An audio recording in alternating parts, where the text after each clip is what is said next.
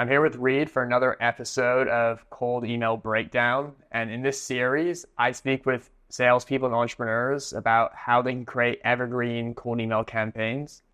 I think a good place to start would be if you give us a little bit of background about the campaign that you want to create. So maybe explain to everyone what your company sells, and then we can go from there. Absolutely. So we sell something called a security screen, which is like a normal bug screen that would go over any opening, but mostly windows and doors. It's made out of a stainless steel mesh, which would have a 12 by 12 weave. And what that means is that there's 12 fibers by 12 fibers on per square inch. So it's the strongest weave in the state of Texas, and as far as maybe even the country. And it's a product that has a ton of utility, especially in the American South, because it does reduce heat transfer because we use the powder coating. It does prevent damage from hail, wind, debris, and hurricanes up to category 4. And then category 5, your house is probably, your windows aren't the issue at category 5. And mostly it keeps out the bugs and the thugs, right? Mm-hmm. It's pretty much impervious to hammers, screwdrivers, X-Acto knives, sledgehammers, anything like that. It's going to take the criminals so long, and they're going to make so much noise that there's not really any point in them even trying. Mm-hmm. So it's an extremely great product, but it is on the pricier side. So it is about $1,000 for a standard window. And so, you can imagine deal size range it from somewhere from like 1,000 to like 100,000 if it's a big commercial building, right? Mm-hmm. And that's totally worth the price. But it's not everyone has that kind of money to spend it, right? And so we generally at the current time are targeting higher end clientele and businesses. And so jewelry stores are very good. They're actually a higher margin than a lot of places because a lot of their windows don't open. Mm-hmm. Right? They just let the store front, which is just means a higher margin and makes it easier for us and some other stuff. But they're also, a $10,000 screen isn't that much when you have a single case with $20,000, $30,000 of jewelry, right? So it makes total sense for them to be able to do that. And right now, you don't see these around very much. And I think it's literally just because it's new. I think in 10 or 20 years, I think the American South will become. Thanks for the information. I think a lot of people who would approach this situation would try to do the spray and pray approach where they would just make a list of, hundreds of thousands of businesses, and they just try to blast out as many emails as possible. And the issue with that strategy is that you're going to have extremely low response rate, because if you're just emailing random businesses, then you're going to have a very low response rate, which means that the likelihood that your email accounts get blacklisted by Gmail and Outlook is much higher, and you're probably going to end up in spam and not really get any real results. So I think what we should do in this campaign is create an evergreen cold email campaign where every week or every day we have new relevant leads being added into the campaign, but they're not just any random leads. They are businesses that, for a particular reason, are much more likely to need your product or service. So usually with the evergreen campaign, the person that you're contacting has already performed some kind of action that implies that they probably need your product or service. But you can also make variations of that. So instead of the prospect performing an action, there's also a situation where maybe something has happened to the prospect or near the prospect, which is also of equal relevance. So we already spoke about this before this call by email, so you already know what I'm about to say, but I think in this campaign, what might be a really cool idea to try is, what you could do is create a list of, 100 or 500 or even 1,000 local news websites in the US, maybe in towns and cities that have a population below 500,000, and you could create a custom scraper that scrapes all of those local news websites every single day. And it would, when it's scraping those news websites, it would be taking the title of all the newly published articles every day, and it would then be putting that into a database or Google spreadsheet or something. And then it might also scrape the first paragraph of each article as well. And you could feed all of that information every single day into GPT-4o, which is OpenAI's most recent model. You might even be able to use GPT-4o Mini, which is slightly more cost effective. And you would basically tell GPT something along the lines of analyze all of these articles every single day. And any time that you see an article that is about a break-in, some kind of robbery, a local robbery somewhere, basically identify that. And then from there, you're going to have a list of all of the sort of local break-ins in all these different towns across the US. And the reason why that is important is because you can then target jewelry stores, local jewelry stores that are near those break-in locations or in those towns. And when you're cold emailing them, you can mention your campaign, hey, I saw that this store was broken into, which is only half a mile away from you. That's why I'm reaching out. And I think it would be valuable for you to have the security screen because there's clearly an issue in your area. So what I'm trying to say is doing something along those lines really creates real relevancy in your email, and it's going to 10x your response rate, which is then going to protect your email counts. And you might be thinking as well as anyone watching this, well, that sounds kind of complicated. How are you actually going to do that? How are you going to build that whole system?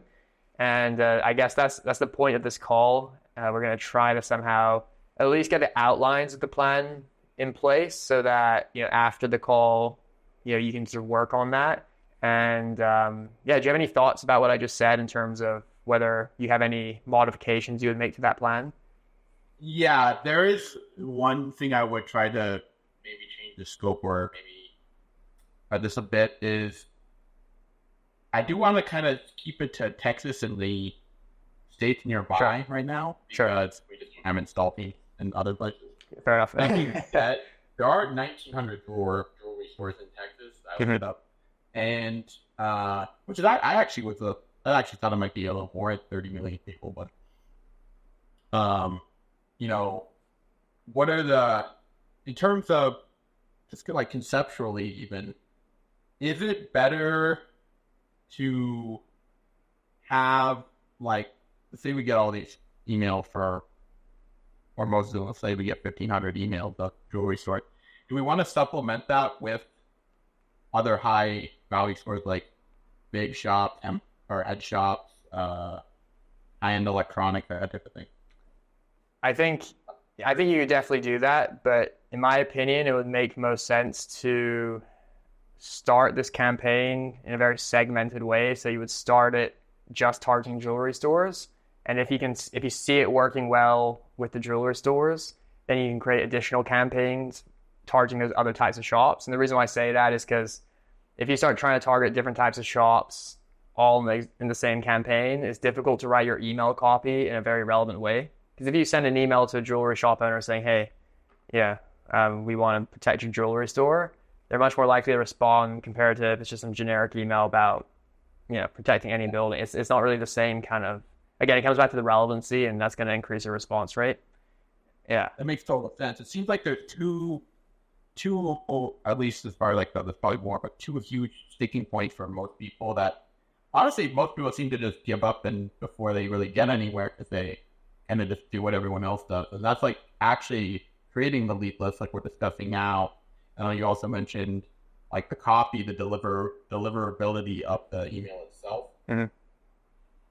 So, I mean, what are the ranges of the number of leads? Because I'm new, I'm assuming some number of people watching this are new. What's how many leads should there be in your, baby's first evergreen campaign? I mean, I don't think there's necessarily an exact number of leads. The more, how many you have versus how many you send. I mean, you want to aim for at least a 5% positive response rate. I've launched campaigns that have had up to a 30% positive response rate. Wow. But my lead list there was extremely relevant. So it really comes down to the lead list, because the more relevant the lead list, the less leads you actually need, because the higher response rate is going to be. The to really understand is that your response rate is important, because if you don't have at least a minimum 5% positive response rate, then you're just entering the territory of potentially getting blacklisted. So that's why this whole idea of, I'm just going to explore 50,000 websites or email addresses and I'm just going to blast out these emails. I mean, if people want to try that, go ahead and try it, but it doesn't really work. You just end up burning your email accounts and kind of wasting your time. It's much better, in my opinion, to build a really highly relevant evergreen campaign like we're discussing, because not only do you not get blacklisted and you have a higher response rate, but it's an ongoing thing as well. So it's just in general a better situation. One thing though I would mention, since we're only targeting Texas, and you mentioned that there's only about 1,900 jewelry stores in Texas, for this first campaign, I'm just thinking whether we should just reevaluate the strategy. I still think it's a good idea to mention local break-ins. I think that would still be useful. But I'm just thinking about, because the thing about evergreen campaigns is that usually an evergreen campaign has new leads being added every day or every week or whatever, and it kind of goes on forever. And you can probably still do that here, but if there's only, let's say, 1,900 jewelry stores, and there's probably not that many new stores being set up every year, we might be in a situation in this particular campaign where instead of it being evergreen, it's more like you have the 1,900 and you can contact them on a recurring basis, but it's not going to be evergreen in the traditional sense that you have new stores being added all the time, because there's only 1,900. Yeah. You can probably just contact all 1,900 from the beginning, and then reach out to the specific ones when maybe there's a break-in nearby. I mean, so I did look it up again. So this is why you should never listen to AI about facts, by the way, guys. So the market research, AI is great, but factually they're not the thing. In Texas, it says it's 5,586. Okay, so that's quite a bit more, yeah. Well, in that case, that's not bad. I think that's enough volume there to do the original plan, I think. And yeah, so I'm going to share my screen right now just so you can see what I'm about to do. Obviously, I did have a question though about the positive thing. If you have a high enough positive response rate, like how effective is a positive response rate at keeping you out of spam? If you have a high enough one, is it like almost like you're pretty much guaranteed to not ever get a spam?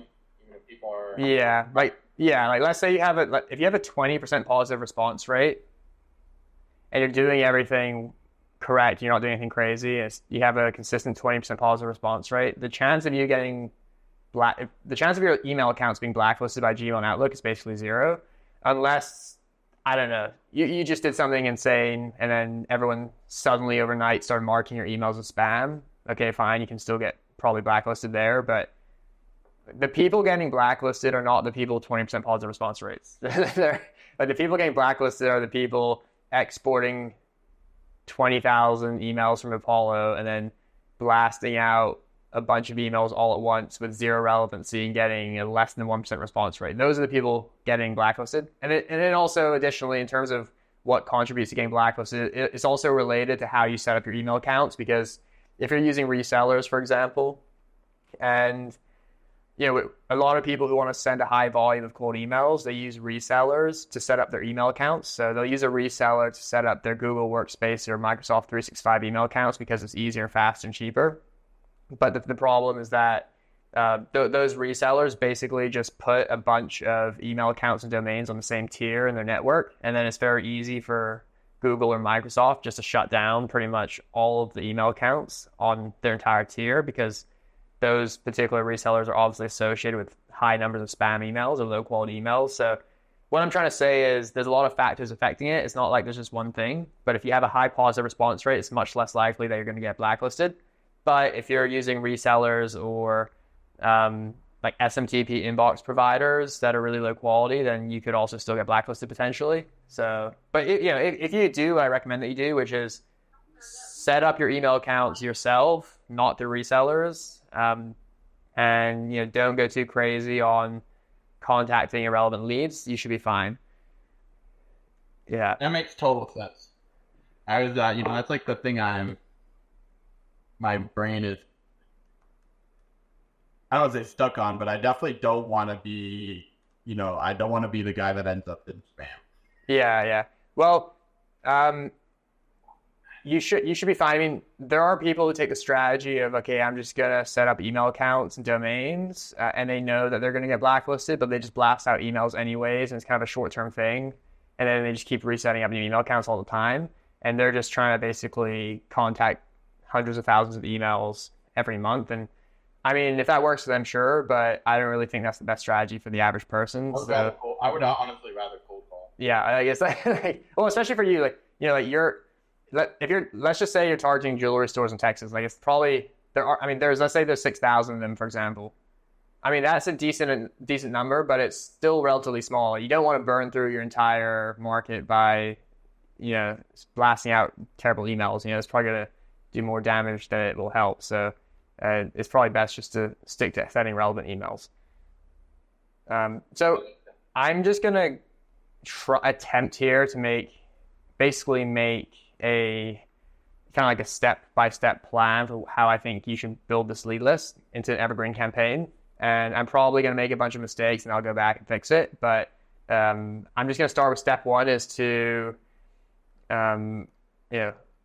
identify all major cities and towns in Texas where you're able to service and install these screens, basically your market. And then step two is identify all local news websites in these towns or cities. And you don't necessarily have to do every single news website, because there might be a lot of them, but the main ones, obviously, so like, for example, if a particular town in Texas has one main news website, then you can just use that particular one. And it's because if you go on a lot of local news websites, half of the articles are just about crime. They're just like, oh, this place got robbed, or that place, so they're good. They're a good place for generating this kind of relevancy in the email copy. And then step three is going to be basically hire a low-cost developer to build a custom scraper to scrape these local news websites each day. Now, that might sound complicated or expensive, but you can hire people at Upwork or Fiverr for less than a couple $100 to do this kind of thing. So it's really not that complicated, because they handle all the technical details, and it's not that expensive either. So later on in this call, I'm going to show you how you can find those people. And then step four is scraper adds the article titles and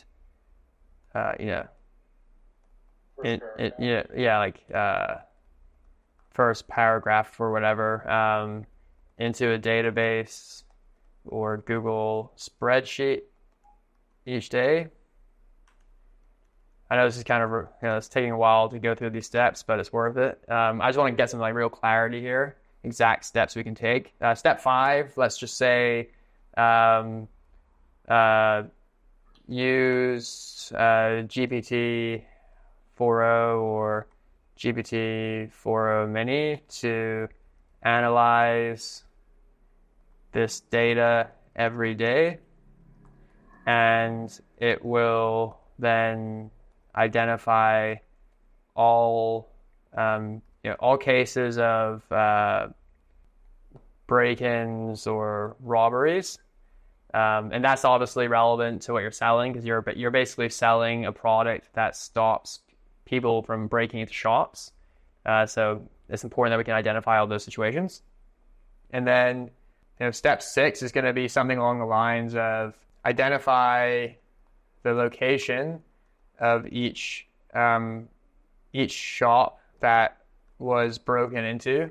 So we're identifying all of the places getting broken into by analyzing all these articles, because the articles are going to mention which businesses and where they're located.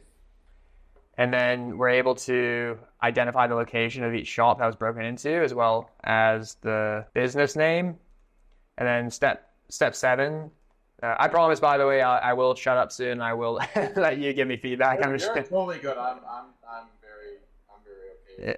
And then I just want to like try to get this out there first, and then we'll refine it afterwards. Otherwise, it's hard to make any progress. So step 7 will be something along the lines of, we have the location and name of each business.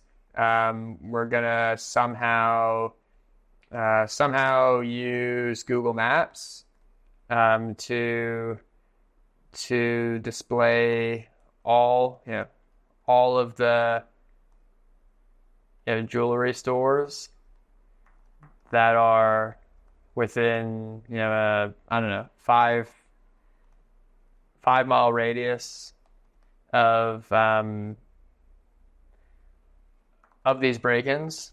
When I say somehow, the reason I'm using the word somehow is because the way that we do this, it might be by using a tool that does it automatically, or it might be by using a virtual assistant that your company can hire for only like $300 a month, for example, who can do this manually. Sometimes people try to fully automate everything, but if you still keep a real human being in the process at certain stages, it allows you to actually create a more effective system. So I don't, sometimes when I create these kinds of campaigns, I don't fully automate every single step, because that's actually it's going to make the campaign less effective sometimes. So that's why I'm saying the word somehow, because I'm still not sure yet what we're going to do in each step, but we'll get to there soon. So we've already identified, okay, so Google Maps display all jewelry stores that are within a 5-mile radius of break-ins.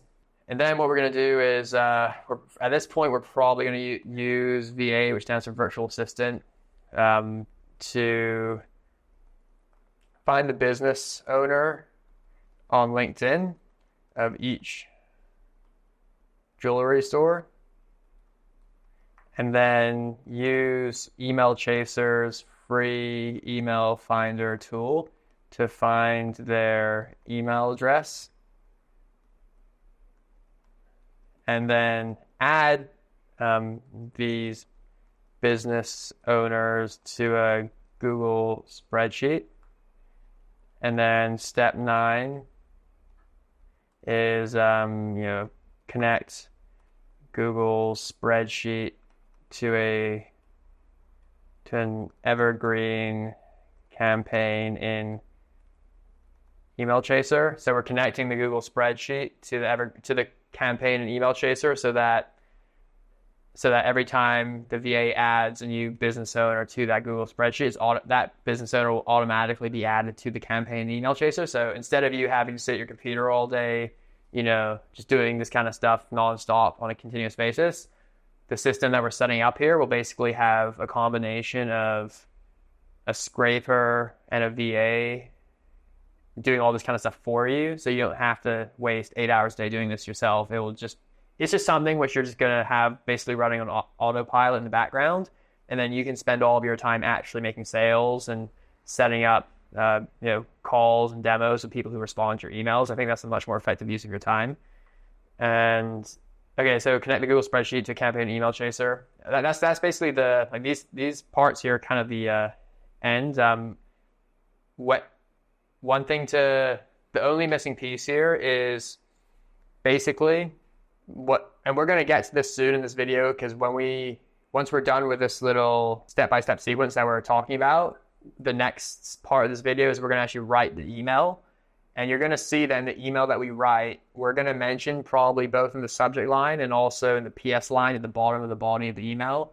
We're going to mention the break-in that we identified that's close to their business. And we're going to basically say something along the lines of, PS, I saw that this store, whatever it's called, was broken into recently. So I thought I'd reach out to you since you're located nearby, something like that. So, but in order to say that, when we need to add a step here where we're able to basically take the data from ChatGPT, or not ChatGPT, but GPT-4, and add that into your Google spreadsheet as a specific column, because then when we're writing the email, we're creating the email in the campaign in Email Chaser, we can use a custom variable to automatically add that information. So, for example, it's going to be actually step 8 here. So we're identifying the owner of each business that was broken in. Oh, sorry, of each jewelry store.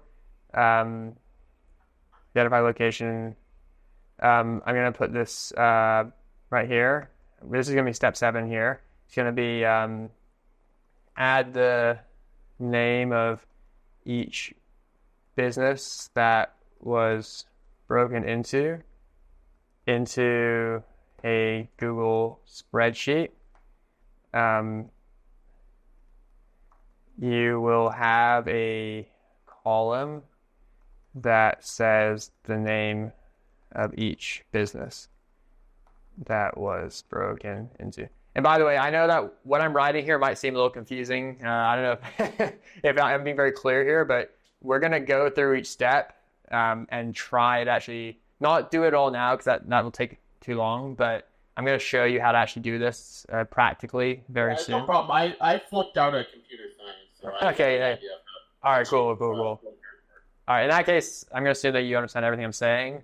I mean, this is not actually that complicated. It's more the details just need to be dialed in, but the actual process itself is really not that complicated once you just implement it. I have a question about the step 6 through 9. Is it an idea to have the same VA do all of that? Yeah, I mean that might be the most effective way of doing this. I think the answer to that question, you will basically determine that answer based on your own research, because maybe you go on Google and maybe you find some random tool that's able to do some of the stuff automatically. But if you can't do that, then a VA is probably more effective. Like, for example, you've already step 5 identifies all of the break-ins, and then from there, I mean, a VA, one VA can probably do 1,000 businesses per month or more. If they're working like 5 to 6 hours a day, they can probably do this for over 1,000 businesses per month.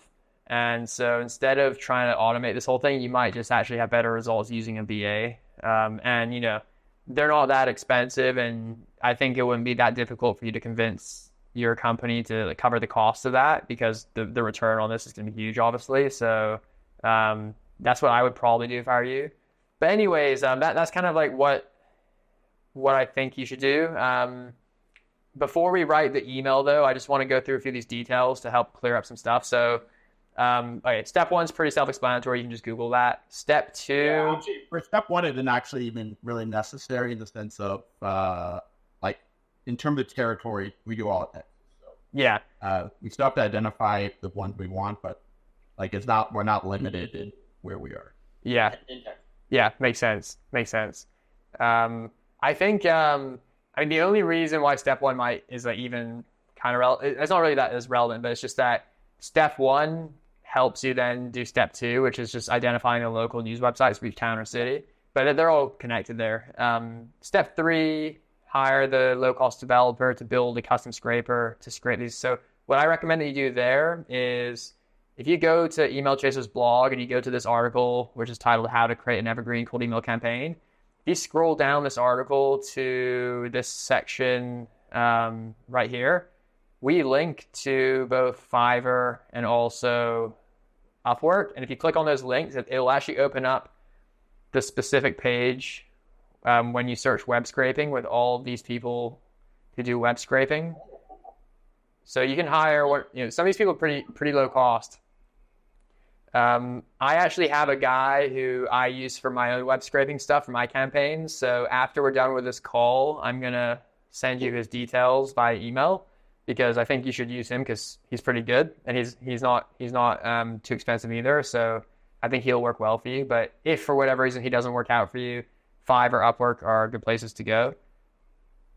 And then, yeah, no problem. And then step 4, the scraper. So the developer that you work with builds the scraper for you, and they'll then basically scrape the news websites that you provide to him on a daily basis every single day. And like what you can do, like you would just open up a Google spreadsheet. So like, for example, Like if you go to, for example, open up a Google spreadsheet like this, for example, you can create a Google spreadsheet, name it whatever you want, and maybe, and then you would share the Google spreadsheet that you set up with the developer, and then and you would add all those local news websites to the Google spreadsheet so that he knows which sites to scrape every day.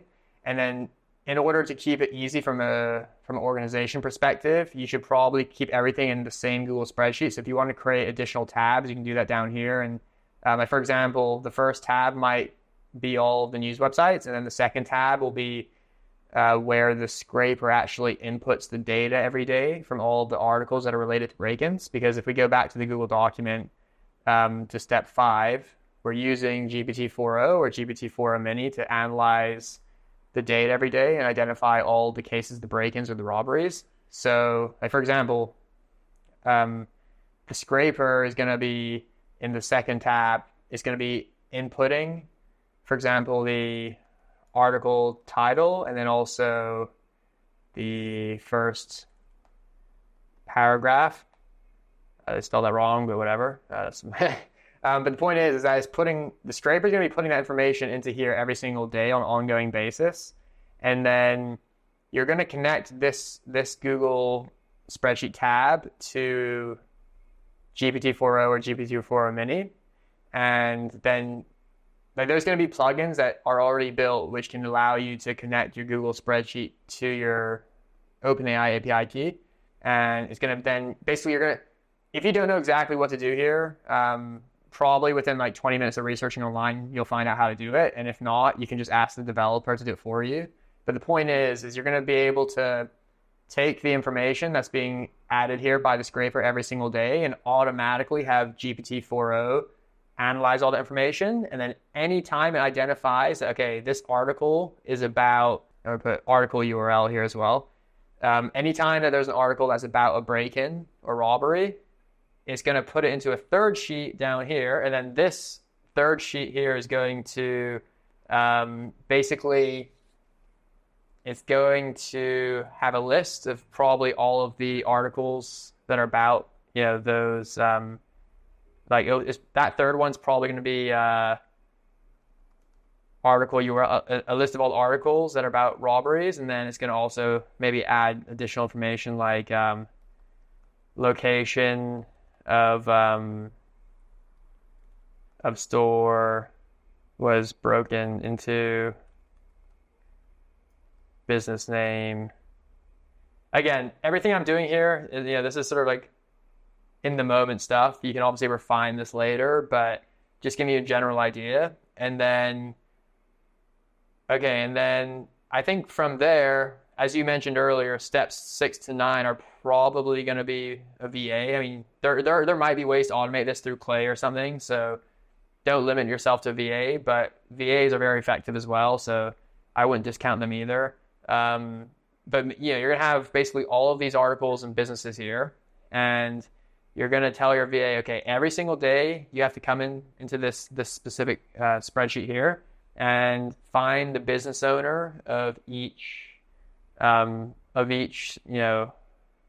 next step is actually, as we mentioned here, it's going to be basically going through these steps, finding all the jewelry stores that are near all of these different businesses that were broken into. And then what the VA is going to do is create a fourth sheet here. And in this fourth sheet, what we're going to do is we're going to open up a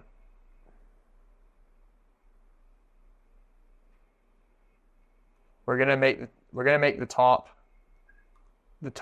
of each column follow this here, these particular column headers.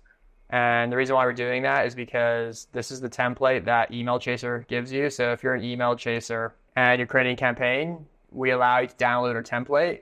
And it's usually a good idea to use our template because then it all syncs really well into Email Chaser. So if we go through here, you're creating a campaign and you select from a CSV file, then click next. See how it says start with our template? If you just click that, it'll download the CSV file template for you, and then you can upload it into your spreadsheet, and it'll just do this for you here.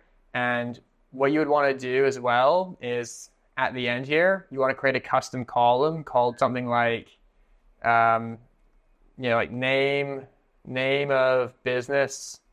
I don't know, name of business or name of business that was broken into. And the reason why you're doing that is because your VA, when they're doing step 7 and they're adding the name of each business, jewelry store that is within a 5-mile radius of the businesses that were broken into, and your VA is adding the information of the owner of each one of those stores here, she or he is also going to add the name of the business that was broken into that's nearby, so that when you're writing your email, you can add that custom variable and you'll say something like, hey, P.S. I saw that this business, whatever it's called, was broken into recently, so I thought I'd reach out to you since you're nearby. That's just insane amount of relevancy, which is going to make them want to respond to you. Yeah. I have a question. Sure. Is this an okay time to Sure. ask a question? Yeah, of course. Email, copy, and AI. Sure. Is the best approach to write out your copy and then they have AI change it? Or is it better to have just to super drill down into the AI and have a very specific set of parameters on it to write it every time? So if I'm not understanding your question, please tell me. But when I'm writing my cold emails and creating my cold email campaigns, I always write the emails myself. So I never use AI to write the email. However, Email Chaser does have a feature where you can connect your OpenAI API key to automatically rewrite each email that is sent slightly. But it's not writing it for you. It's just slightly rewriting the original email that you wrote yourself. So that adds variation to your emails. So it's like syntax.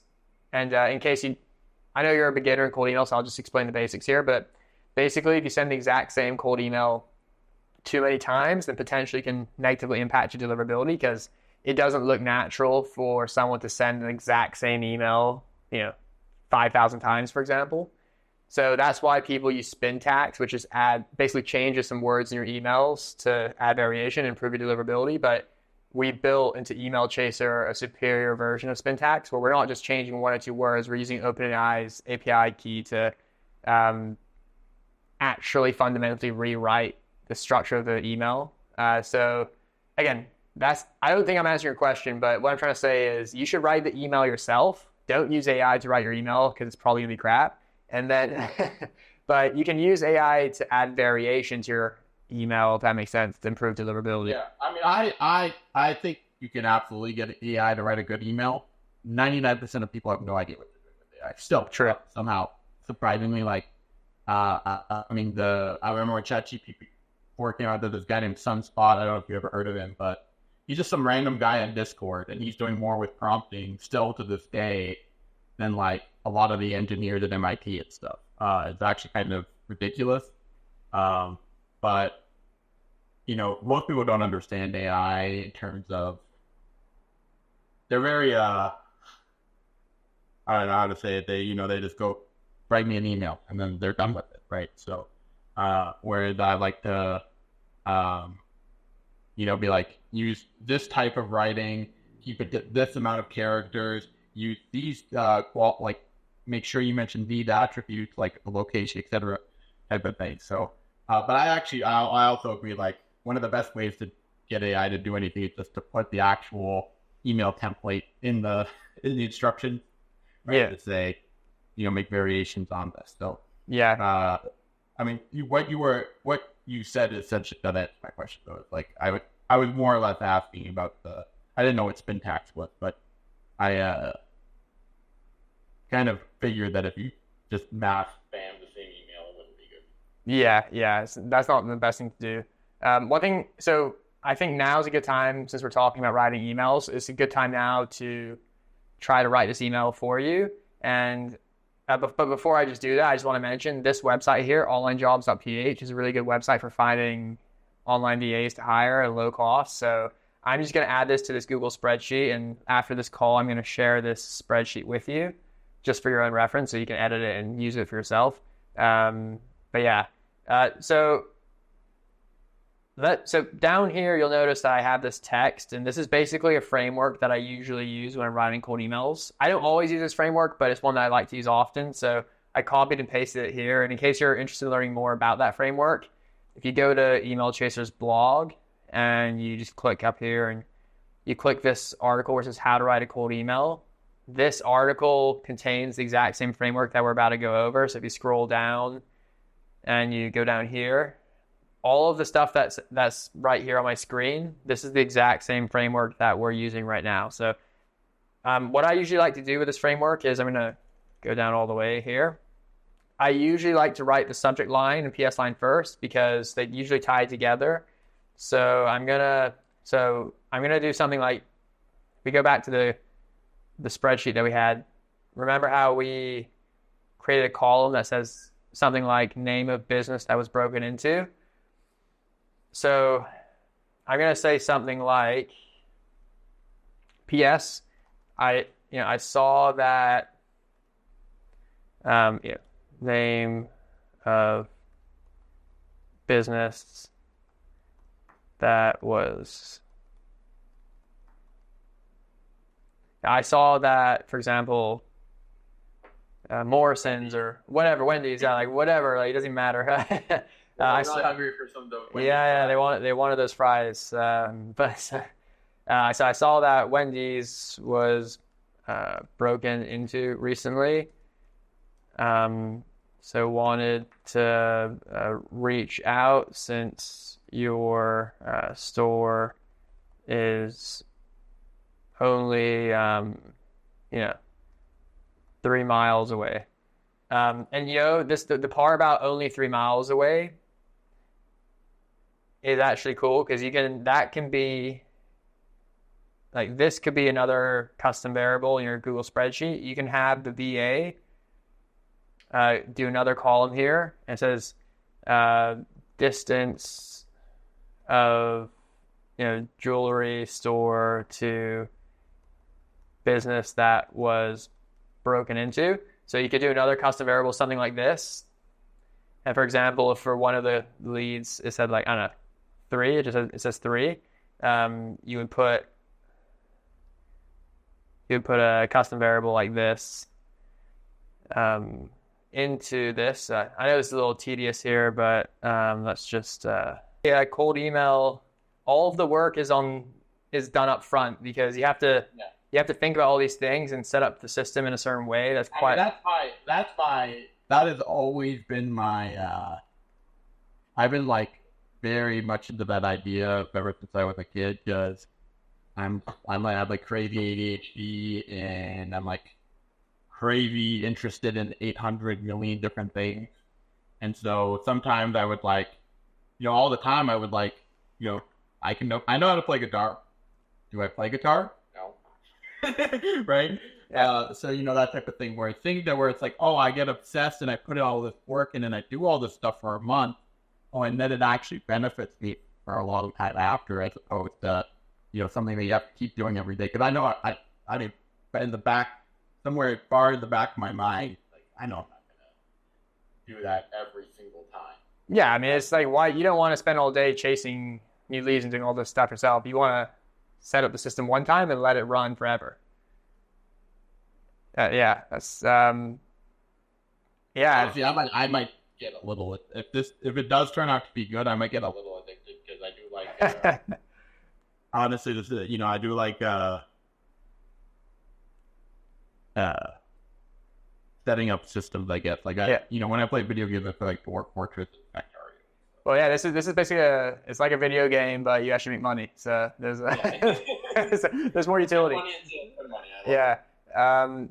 And earlier in this conversation, I was talking about whether this is a real evergreen campaign or not. And the more I think about it, I think this is, because there's nothing stopping you contacting the same business owner more than once. Because the robberies are ongoing, and those are not going to stop anytime soon. So I was actually going to ask, what if they're an upper threshold of too many, because this is the one of the things I had in my mind. Like maybe there's too many robberies Yeah, well, okay. that were reaching out. You know what I mean?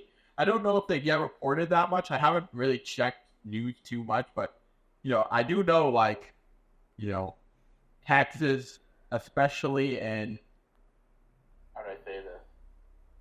Certain areas.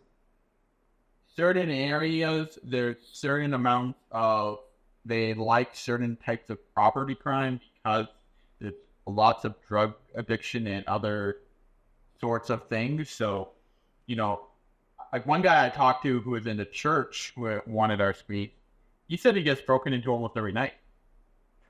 Damn. Yeah, well, I mean, like, I don't even replace the windows anymore. I just put up cardboard and they knock it down. Yeah, well, I mean, if a place is getting broken into every single night, that's probably not going to make frontline news. Yeah. But I'm sure, like, I mean, pretty much all local news websites have news articles on an almost daily basis about some random break-in or robbery. So, I think, I mean, I'm pretty sure this will work well. To answer your question though about can you contact the business owner too many times? Yes, it is possible, but I think what we're doing here, it's probably unlikely that you're going to contact the same business owner more than once a month, for example. I think if you're contacting them once a month, I don't think that's a problem, especially if it's something relevant like what we're saying here. Like you're trying to help them, you're not just spamming them with some irrelevant message. Yeah, it makes total sense. Yeah. And also, on a side note, which is related, with Email Chaser, if you email someone and they respond to you, they automatically appear in the sales CRM page in your account. So if I if I launch a cold email campaign and then someone responds to my email, they're going to automatically appear in the sales CRM page here, which means that Email Chaser will automatically skip that lead on any future campaign. So if someone's already, so like if they've already responded and you're already talking to them, then it's going to just automatically remove them from future campaigns, so you don't keep hitting them with random emails, which I'm sorry to be the guy with the random questions all the time. It's all good. It's still like not interested. Is that something they reply and say, "Hey, I'm not interested," or do you have like something in there that they can click and say not interested? So the column here. So I just made this column because you can create any column you want. So I could say super interested if I wanted to, but I just made a column saying not interested, and these particular people respond to me saying that they're not. Like sometimes they say like, now's not a good time, or they might say something like unsubscribe or something along those lines. But you think it's a good idea to have an option or like mention it or anything? In terms of an option of like, you want to opt out to say, or you want I mean, I'm not going to give legal advice here because that's going to, but there's this whole thing in the cold email community where people talk about. I have heard some people mention that you're supposed to have a opt-out button. Well, the whole thing is like, okay, so some people say you're supposed to have an unsubscribe link. Other people say that you don't have to have an unsubscribe link because you can just mention in your email that if they don't want to receive more emails, they can just respond saying they don't want more emails. In my opinion, you want your cold email to look as normal. You want your cold email to look like you're sending it to someone that you work with. If you're sending a cold email to someone you work with, you're not putting some unsubscribe link in there. It makes you look like a salesperson, and they're probably and you're also telling Gmail and Outlook, hey, look at me, I'm a salesperson basically. The only people. I also heard just having links is kind of bad. Yeah, links are not good. I mean, if the lead has already responded to you, then you have links. There's no problem there. But if they haven't even responded to you and you're including links, it's definitely increasing the risk of going spam. Yeah. But yeah, I mean, those are all kind of minor details though. What really matters is the lead list, like we're developing here, and then also the email that you send with the offer. So, subject, so the PS line, which we just wrote, is going to say something like, I saw that Wendy's was broken into recently, so I wanted to reach out since your store is only 3 miles away. So we used 2 custom variables here. And these custom variables we added to the Google spreadsheet as columns, which you can then when you're creating the campaign in email chaser, you can map them. So like for example, if I'm just going to show you this real quick just because it might be helpful for you.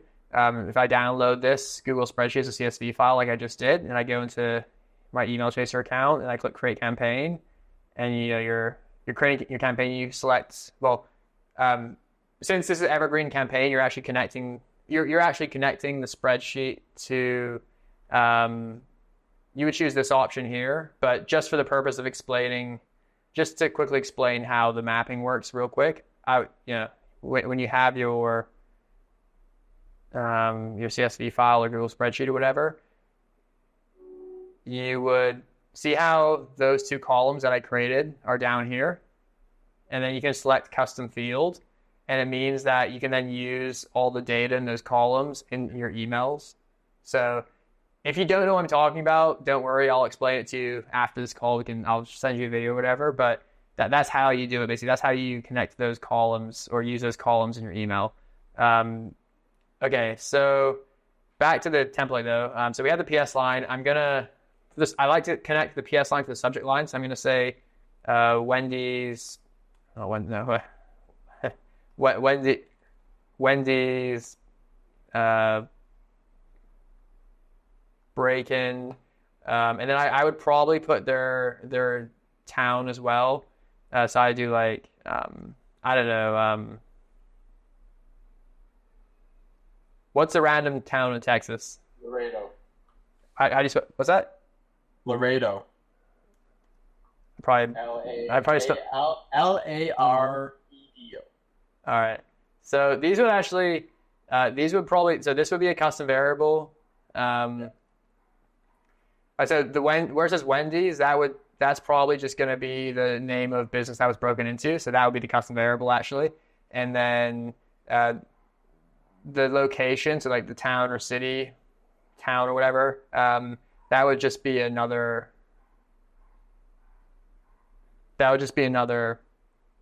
column here, probably like town of break-in or whatever you want to call it. So that's probably going to be another custom variable there.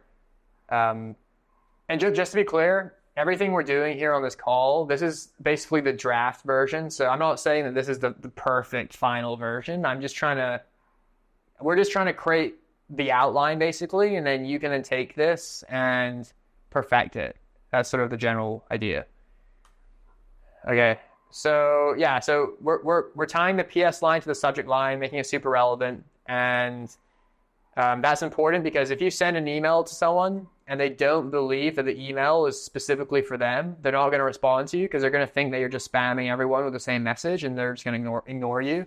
But if you can make your email look so relevant and so basically personalized just for them, they're going to think, okay, this email is so relevant to me that it must have been sent by a real person. So I'm going to at least respond because that's what you do when you believe a real person is actually trying to contact you. So that's why all of this is worth it, because it increases your response rate. And your response rate is very important from a deliverability perspective as well. So hi, first name. What I like to do here is in the first line of my template, I usually like to say what I do and why it's 10 times better than whatever they're currently doing. A lot of people want to add some BS AI personalization where they just scrape some random information from the person's LinkedIn profile or website and then have AI generate some sentence. But that's actually a bad idea in most situations because it doesn't add any relevance to your email.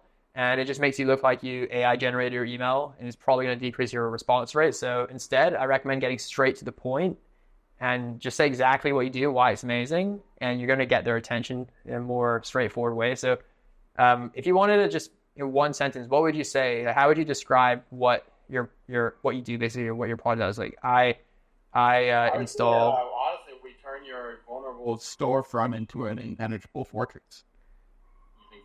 Something like that. I mean, I would, whatever, but yeah, that's the level of difference. All right, so obviously this first line I wrote is can definitely be improved, but you would say something like, by the way, I like to write the email in first person. So I say I don't say we, because If you say we, it makes you sound like it's like you're basically some salesperson from some random company. But if you say I, you sound like a real person. It comes across a lot more in person, or a person. It's a more personal way of speaking. So I agree. I think one of the best traits of a super good salesman is that they pretty much like separate themselves from a company almost in terms of because people never trust a company, and rightly so. They're just a blob of nameless, arguably soulless people. But a single person anyone can trust. So I agree with that. Yeah, you almost want to separate yourself from the company. Like they should be dealing with you. Like they want to speak to you, not the company. But yeah, anyways, you say something like, hi John, I install protective screens. I think screens probably isn't the best word just because that's a little vague. Is there a more clear? So I've been trying to come up with something. Okay.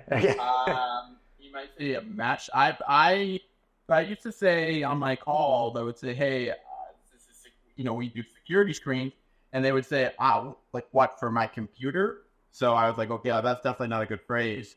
Then I started saying home defense screens or, something like that. But you still have the screen issue. So I think if you tie mesh with screens together, it makes it more clear. So we have this email here, and we've already written the subject line, the first line, as well as the PS line, and we wrote, I install protective mesh screens to turn your storefront into an impenetrable fortress. And since we're only targeting jewelry stores, at least in this particular campaign, I'm actually going to mention jewelry store in this first line to make it even more relevant to the leads. I'm going to say something like, to turn your jewelry storefront into an impenetrable fortress. Okay. Now we go back down to this template here with framework that I like to use.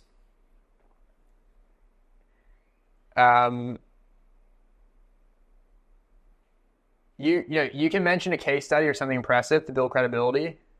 I would put this one in 15,000 installs, no break-ins. Yeah, that's amazing. That's great. That's exactly what we need, right? We've already I'm trying to keep this as short as possible, by the way, because I like to keep the email under 100 words because it increases your response rate. 100's pretty. Yeah, because with the longer your email is, the lower your response rate is, because a lot of people just don't have time to. So I'm gonna write something like, well, I'm just gonna do what you just said real quick. 15,000 installs. What was it? 15,000 installs with 0 break-ins. Correct. 0 break-ins. I'll probably come back to that line to improve it, but for now, let's just keep moving forwards.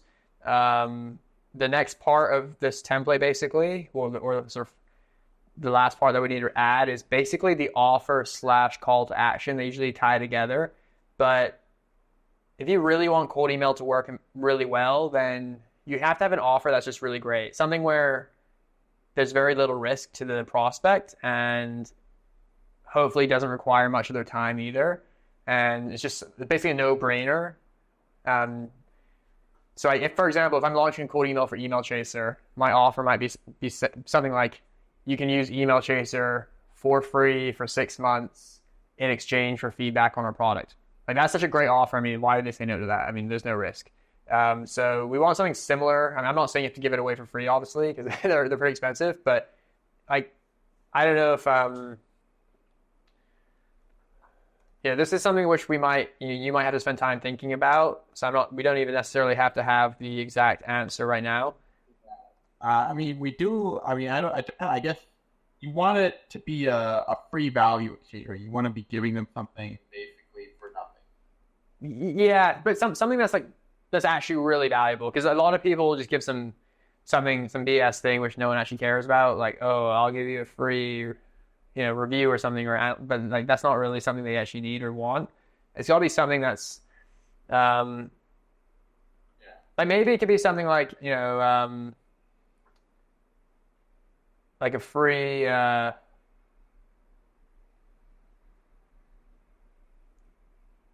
like a free measurement maybe. So maybe like Oh, I mean, absolutely. I mean, we do our measurements are free. so like how would you describe that offer? What would you say? Would you say it's a free like you go to their store to do a free measurement of the dimensions to give them Yeah.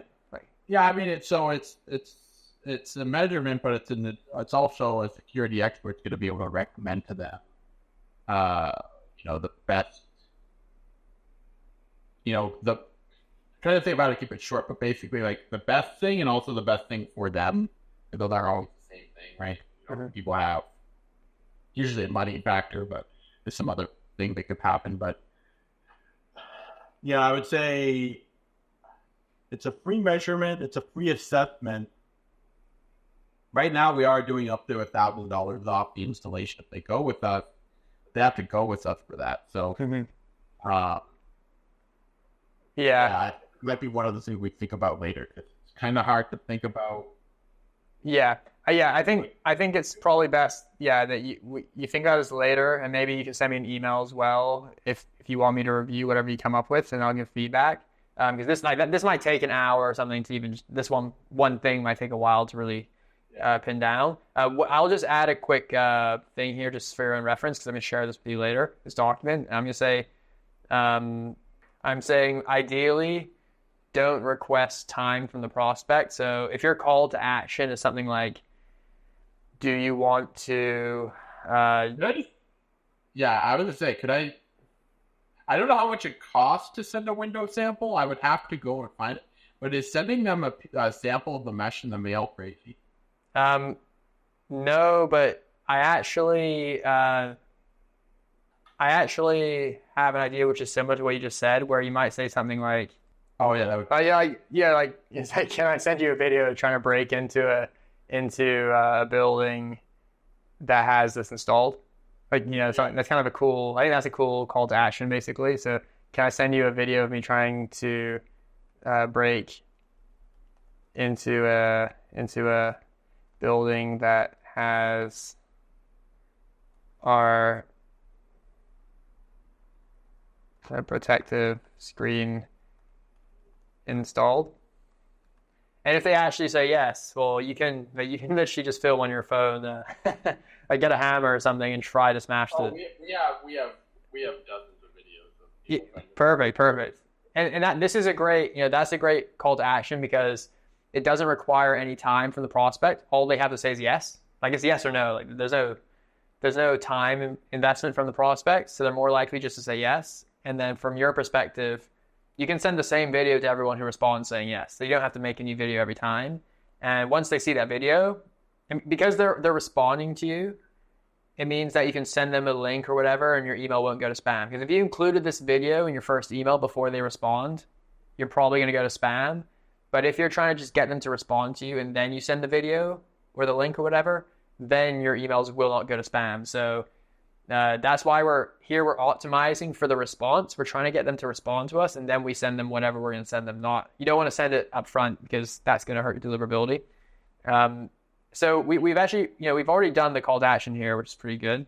I think we just need basically the offer, like something like, well, in fact, I'm just trying to think if this kind of is the offer. I mean, because I don't want to say something like, hey, do you want to buy our screen mesh? It's they don't know enough yet to say yes or no to that kind of question. So I'm just going to read this email one more time and go through it and see what we can change. So Wendy's break-in Larotica. Hi, John. I install protective mesh screens to turn your jewelry storefront into an impenetrable fortress. I would definitely change the wording on impenetrable fortress, but there's definitely some sort of analogy there for sure.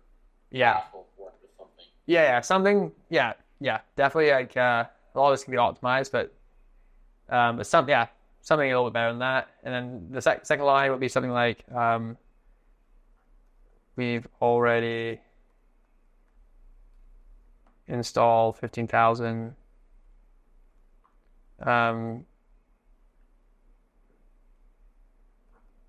Protective. Also, we've never had a return. I don't know if you want to mention that at Um, No one's ever said take them down. if potentially, it's for I'm just the only reason why I'm hesitating there is not because I think it's necessarily a bad idea. It's just that I'm trying to keep the email as short as possible. Yeah, 100%. So often when I'm writing an email, and again, you can edit this after the call, so you can add that if you want to. But usually when I write an email, I'm only going to add something that's really, really like 100% kind of yeah. By the way, can you just?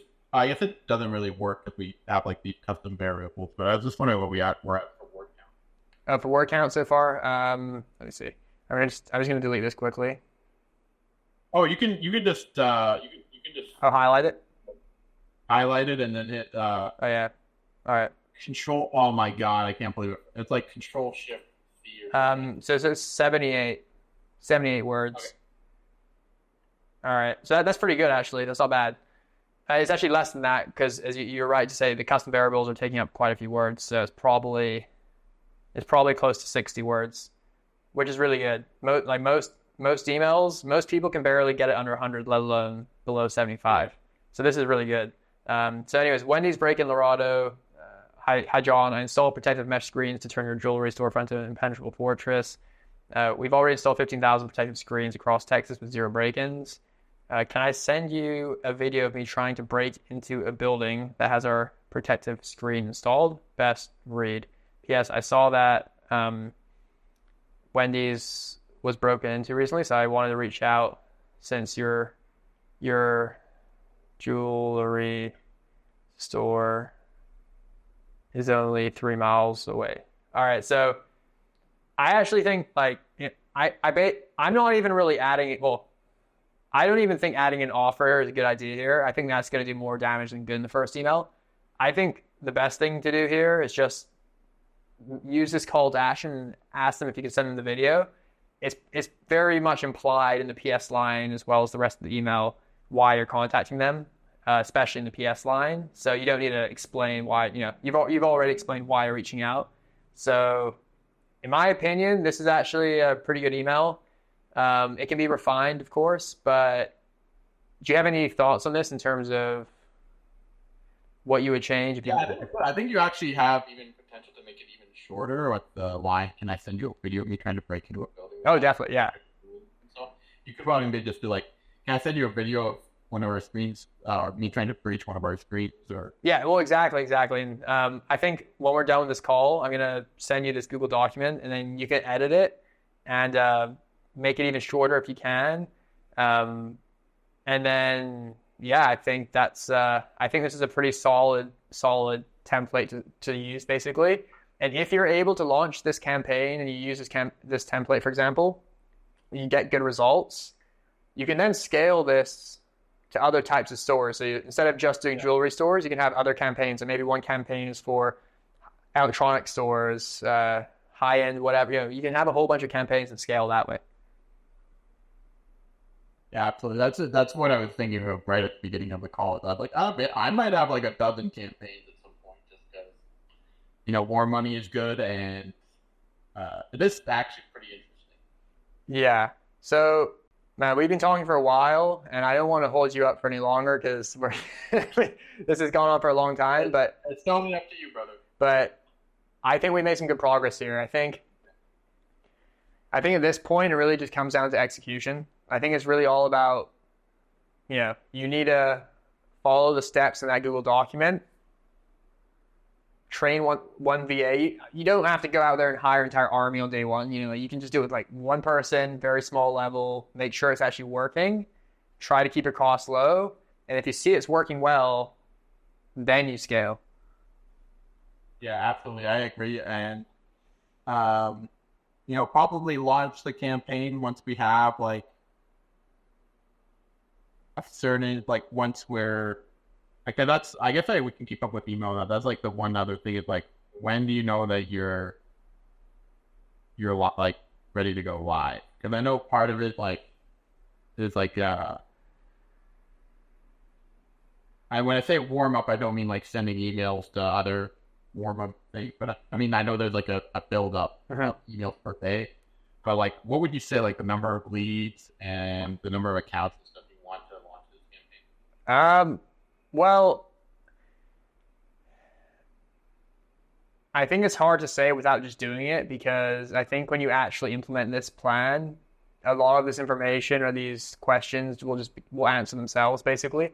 But if I was in your position, I would basically I'd probably set up 2 Google Workspace email accounts and maybe 2 Microsoft 365 email accounts. You have 4 email accounts total.